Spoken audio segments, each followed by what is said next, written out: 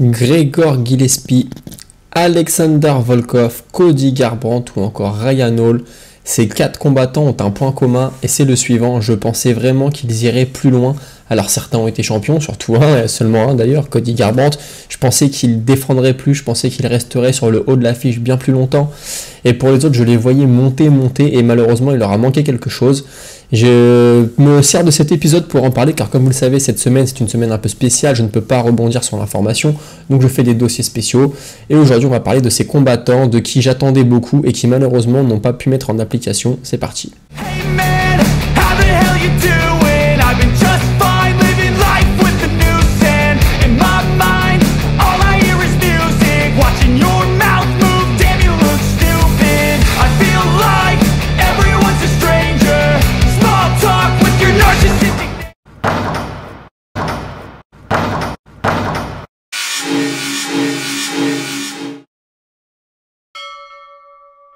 Et je vais attaquer avec celui qui est devenu champion, à savoir Cody Garbrandt. Alors Cody Garbrandt, aujourd'hui, si vous suivez le sport depuis peu, vous ne devez pas trop le connaître parce qu'il est... Là, son dernier combat, c'était en prélim, par exemple, prélim de l'UFC 285. Et alors, c'était un poids coq. Et il faut savoir qu'il est arrivé jusqu'au titre invaincu. Il a pris la ceinture en étant invaincu.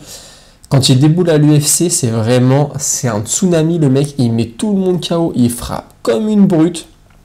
Il a une vitesse de poing surtout. Et une puissance qui sont phénoménales. Donc il arrive à l'UFC, il va battre Marcus Brimage, Henry Briones, Augusto Mendes, et là on va lui mettre en face de lui Thomas Almeida. Thomas Almeida, c'est pareil, c'est un jeune qui monte à ce moment-là, et là on se dit, là ça va être le test. Il y en a un des deux qui va devoir retourner un peu faire ses preuves, et Cody Garbrandt va le battre, mais vraiment violemment, il va lui mettre un KO.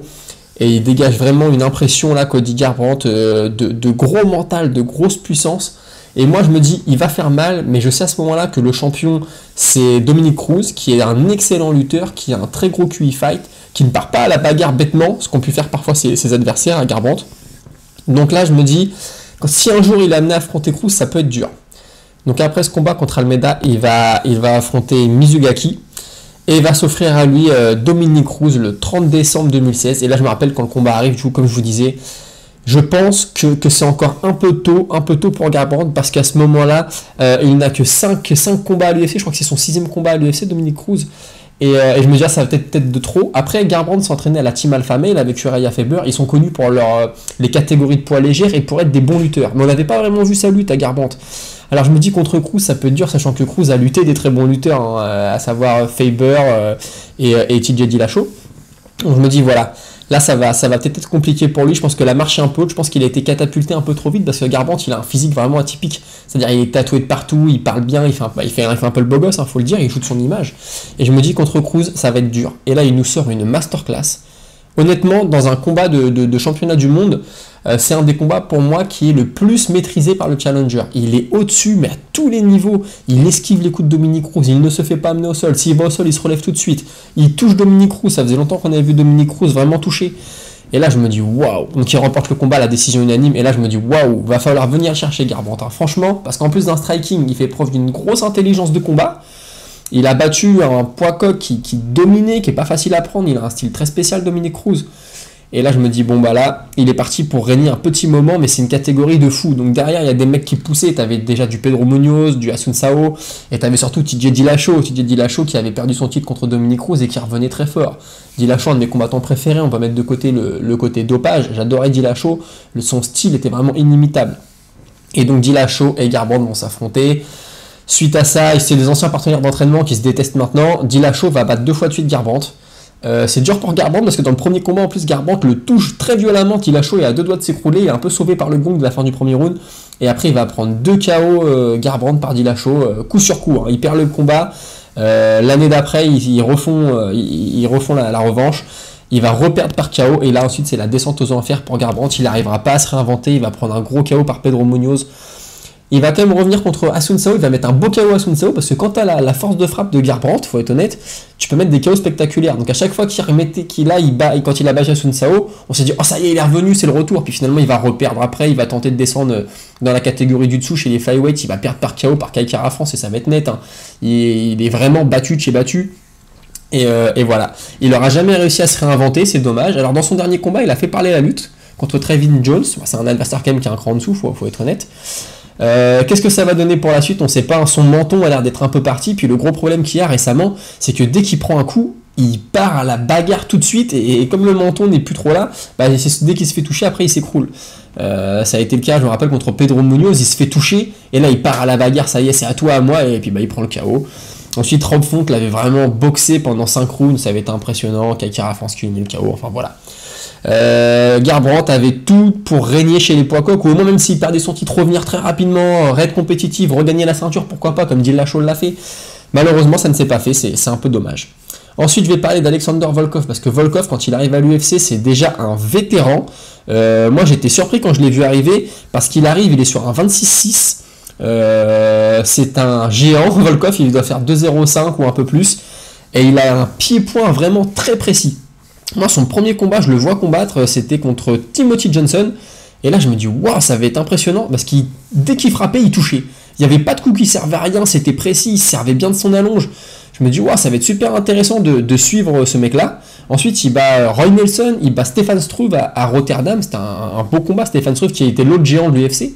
Et là, on lui met Verdum dans les pattes. Et je me dis, waouh, Verdum, ça va être dur, parce que Verdum, à ce moment-là, avait déjà perdu son titre de champion, mais au sol, Verdum, c'est un virtuose. Et je me disais, attention, face à Verdum, s'il se fait amener au sol, qu'est-ce qui va se passer? Et il avait plutôt bien géré le combat, il s'était même retrouvé un moment dans la garde de Verdum au sol, il avait géré, je crois qu'après, il a vu Verdum dans la garde, ça s'était très bien passé. Il avait gagné par KO, et là je m'étais dit, wow, attention, le mec, pied-point de fou, il résiste à Verdum, il a un physique de dingue, 2m05, c'est très dur à gérer pour ses adversaires. Attention ce que ça va donner. Et là on lui offre Derrick Lewis, il domine Derrick Lewis de bout en bout du combat, et là je sais pas ce qu'il nous fait à 11 secondes de la fin du combat, il envoie un coup de genou, forcément il se protège pas, Derrick Lewis lui met un overhand et le couche. Et là après c'est le début de la descente aux enfers pour Volkov, il n'arrivera jamais vraiment à revenir. Ensuite il va enchaîner les victoires et les défaites, notamment une lourde défaite contre Curtis Blade où il va se retrouver sur le dos pendant une bonne partie du combat, il va se faire lutter, et là on voit qu'il a un gros problème au sol. En fait finalement le combat contre Verdum, c'est peut-être Verdum qui n'était pas au niveau. Et ensuite il va alterner victoire, défaite, notamment une défaite contre Cyril Gane, contre Tom Aspinall. Et après les gars qui battent, c'est des gars qui sont un peu en dessous. Il bat Overeem, mais quand Overeem est un peu sur la fin, il va battre Tibura, il va battre Rosenstruck, mais voilà, on sent qu'il lui manque quelque chose.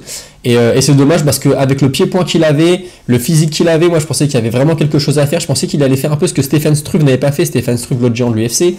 Je me disais, lui il est un peu plus ordonné, il a une meilleure garde, il est plus précis, pourquoi pas. Je disais pas que je le voyais champion, mais je le voyais aller dans le top 2, top 3, vous voyez vraiment être gênant. Et puis suite à sa défaite ensuite contre Cyril Gane, là ça a vraiment montré qu'il était pas au niveau, quoi, qu'il y avait un problème. Ensuite, je passe à Ryan Hall. Ryan Hall, alors lui, c'est pareil, c'est un virtuose du sol, vraiment impressionnant. On se rappelle de la soumission qu'il avait mis à BJPN. Il a un style vraiment, en fait, lui, son but, c'est de vous amener au sol. Quand il se fait toucher, il tombe au sol en espérant qu'on le suive.